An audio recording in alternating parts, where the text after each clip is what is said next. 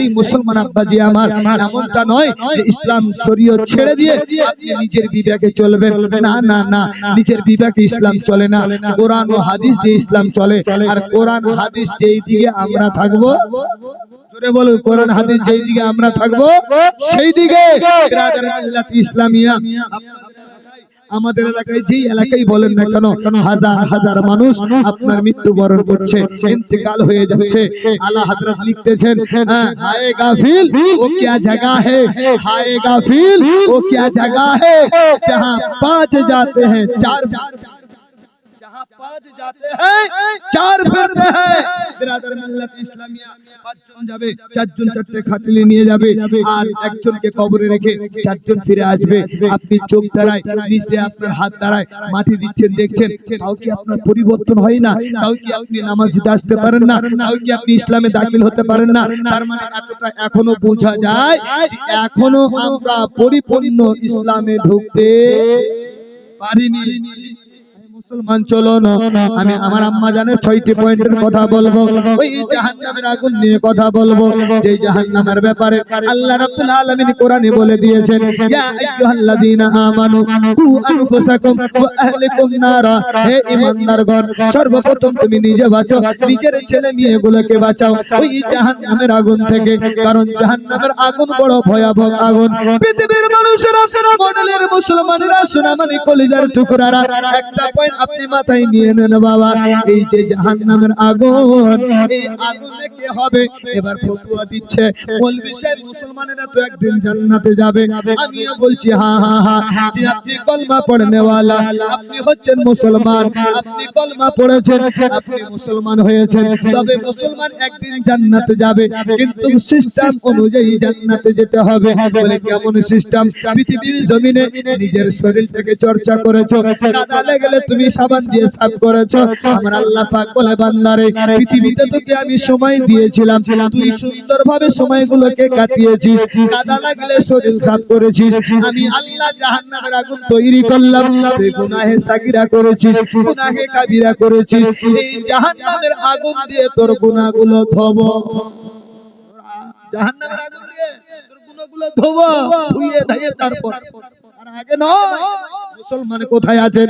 ওই জাহান্নামের দৃশ্য আকা মুস্তাফা দেখেছেন, অসংখ্য মায়েরা আছেন বলে আমি 6টি পয়েন্ট বলে যাই। অনেকে বলবে না দ্বিতীয় দাওয়াত নেওয়ার জন্য, তবে আল্লাহর উপর ভরসা রাখেন। এই 6টা পয়েন্ট যদি আপনারা বুঝতে পারেন, ইনশাআল্লাহ আপনারা কামিয়াব হতে পারেন। কারণ আমাদের ঘরের মা বোন রয়েছে, যদি আপনারা অভিভাবক হয়ে তাদেরকে একটু বার্তা দেন, কবরের শিক্ষা ভয়ে দেখান, আপনি জাহান্নামের কথা বলেন, মউতের কথা বলেন, আপনি অভিভাবক আপনার কথা শুনবেই শুনবেই। দয়ার নবী, মায়ের নবী, রাহমাতুল লিল আলামিন নবী মুস্তাফা জান্নাত ভ্রমণ করেছেন। আল্লাহ পাকের ফেরেশতা জাহান্নামের দরবার মালিক আলাইহিস সালাম জাহান্নাম ভ্রমণ করেছেন। একটা দুইটা নয়, অসংখ্য নারীকে দেখা যায় জাহান্নামের মধ্যে রয়েছে। তার মধ্যে 6টা নারীর কথা। এক নম্বর একটা নারীকে আপনার আগুন, আপনার পা গুলো উপরে দিয়ে চুলের সাহায্যে ঝুলিয়ে দিয়েছেন। একটা মহিলা দিয়ে টপ টপ টপ টপ করে রক্ত বইয়ে আসে। একটা মহিলার হাত বাঁধা, পা বাঁধা, আপনার বলা হয়েছে বুকে দাউ দাউ করে আগুন জ্বলে। একটা মহিলা আপনার হাত পা বাঁধা, আগুনের মধ্যে ফেলে আবার আগুন থেকে উঠায়। আর একটা মহিলা শুকুরের মতো চেহারা হয়েছে, কাদার মতো তার আপনার রং রয়েছে। আর একটা মহিলা জাহান্নামের তক্তার মধ্যে শুইয়ে রাখা রয়েছে। ওই ব্যক্তিকে আপনার জাহান্নামের আগুনে আযাব দেওয়া হচ্ছে।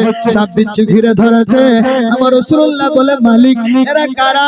এই যে দৃশ্যগুলো দেখলাম, ওই মালিক আলাইহিস সালাম বলেছিলেন, এরা হলো শেষ নবীর উম্মতিরা।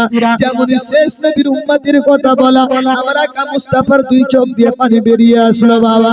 আকা মুস্তাফা বলে, মালিক আমি যখন এই দৃশ্য দেখলাম, আমি যখন শুনলাম, আমি এই জায়গায় ঠিক থাকতে পারলাম না। আকা মুস্তাফার 2 চোখ দিয়ে পানি বইতে বইতে বাবা দাড়ি মোবারক ভিজেছেন। মালিক আলাইহিস সালাম দেখতে পাচ্ছেন, যদি দরজাটা খোলা থাকে ওই পানি আপনার ভিতরে পড়ে যাবে। দরজাটা বন্ধ করে দিলেন। জাহান্নামের দরওয়ান মালিক আলাইহিস সালামকে নবী বলে, মালিক কেন বন্ধ করলে বলো? আমি তো আরো দেখছিলাম, বন্ধ করলে বলো। সঙ্গে সঙ্গে মালিক আলাইহিস সালাম বলে, নবীজি আপনার এমন রাহমাতুল লিল আলামিন নবী, আপনার এক ফোঁটা চোখের পানি যদি এই জাহান্নামের গর্তের মধ্যে পড়ে যায়, এটা আর জাহান্নাম থাকবে না, জান্নাতের বাগিচা হয়ে যাবে। আস্তে বলেন সুবহানাল্লাহ। নবীর উম্মত যেই নবীর চোখের পানিতে জাহান্নামের আগুন আপনার জান্নাত আপনার জাহান্নামের জায়গাটা জান্নাত হতে পারে এমন পাওয়ারফুল ওয়ারা নবী মুস্তাফা চলে আসছেন ঘরের মধ্যে, চোখগুলো ফুলে গিয়েছে, চোখগুলো আপনার লাল লাল হয়ে গিয়েছে। জানো রে মা, আমার জন্য আপনাদের জন্য আকা মুস্তাফা 63 বছর জিন্দেগি পেয়ে কেঁদেছেন, এখনো সোনার মদিনায় কাঁদেন। আমার আকা মুস্তাফা জিন্দা আছেন, উম্মতের দুরূদ ও সালাম শোনেন। ওই নবী মুস্তাফার চোখগুলো আপনার লাল লাল হয়ে গিয়েছে। হযরত ফাতিমা তুজহুরা রাদিয়াল্লাহু তাআলা আনহা স্বামীকে ডাক দিয়ে বলে, ওগো স্বামী, আমি রাসূলুল্লাহর দরবারে একটু হাজিরি দেব। স্বামী আর স্ত্রী দুইজন গিয়েছেন, বাবা দরজায় দাঁড়িয়েছেন। হযরত ফাতিমা সালাম দিয়েছেন, সালামের উত্তর আমার রাসূলুল্লাহ দিলেন। ফাতিমাকে ডাক দিয়ে বলছে, কে বেটি তুমি? ফাতিমা, জি আব্বা আমি ফাতিমা। সঙ্গে কে আছে বেটি? বলে আমার স্বামী রয়েছে সঙ্গে। বলে দরজা খুলে ভিতরে আসো। ভিতরে প্রবেশ করা হলো। হযরত ফাতিমা তুজহুরা রাদিয়াল্লাহু তাআলা আনহা রাসূলুল্লাহর চেহারা মোবারকের দিকে তাকিয়েছেন, দেখছেন চোখগুলো লাল লাল হয়ে আছে।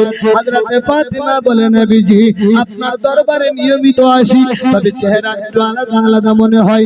আজকে এমন একটা চেহারা মনে হয় আপনি কান্না করে করে চোখগুলো লাল করে দিয়েছেন।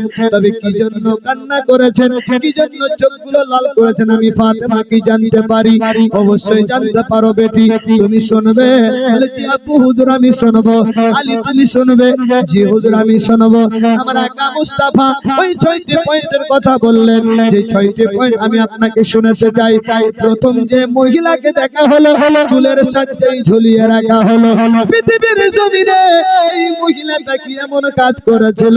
বলা হয়েছে পৃথিবীর জমিনে সর্বদাই মহিলাটা বেপরদায় চলাফেরা করছিল। কি পর্দায়, কি পর্দায়? বেপরদায়। এই 6টা পয়েন্ট মাথায় নেন, জলসা জীবনী তো হচ্ছে।